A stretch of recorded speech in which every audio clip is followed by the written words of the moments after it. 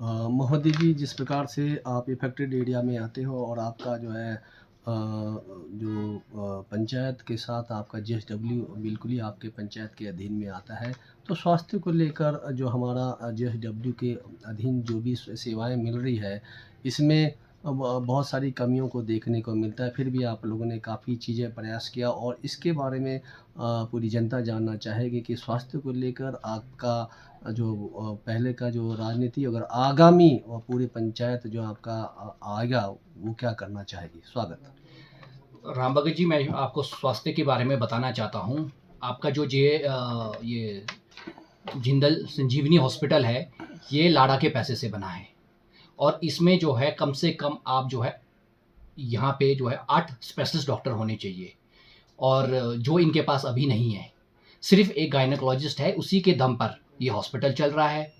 और रही बात, एक हमने अभी जो है रिसेंटली डेंटिस्ट अपॉइंट करने को कहा, जो इस मतलब आपके 8 स्पेशलिस्ट डॉक्टरों के अंडर में नहीं है, वो अलग से हमने अपॉइंट करने को कहा और वो भी उस पे भी काफ़ी कंट्रोवर्सी हुआ था। इन्होंने बाहर से कोई रिक्रूट किया था, तो हमने किन्नौर से ही, हमारी किलबा से है डॉक्टर कामेश, काफ़ी अच्छा काम कर रहे हैं, तो हमने उनको रिक्रूट किया। तो इसी तरह हम स्वास्थ्य की बात करें तो इससे पहले जो स्पेशलिस्ट डॉक्टर थे, उसमें एक बड़ा ही वो था कि जो भी स्पेशलिस्ट डॉक्टर लगता था, कम से कम उसको 8 साल एक्सपीरियंस चाहिए था। तो हम जब भी, वैसे तो ऊपरदान आपको पता होगा कि ऊपरदान लाड़ा का सदस्य नहीं होता है।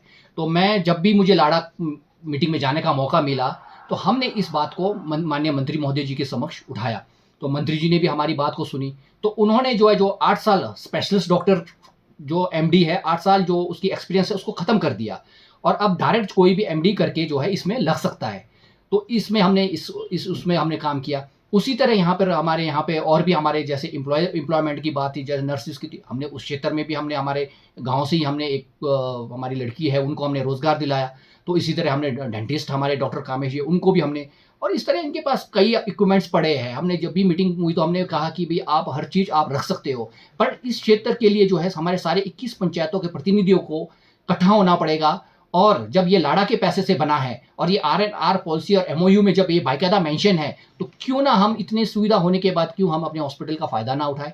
तो इस बात को आने वाले टाइम में पंचायत प्रतिनिधियों को भी और प्लस माननीय मंत्री महोदय जी को भी इस पे संज्ञान लेना पड़ेगा और यहाँ पे 8 जो स्पेशलिस्ट डॉक्टर हैं उनको रिक्रूट करना चाहिए, ताकि यहाँ के लोगों को बेहतर सेवा मिले। जो हमसे हो सकता था हमने किया स्वास्थ्य के क्षेत्र में भी। धन्यवाद दोस्तों।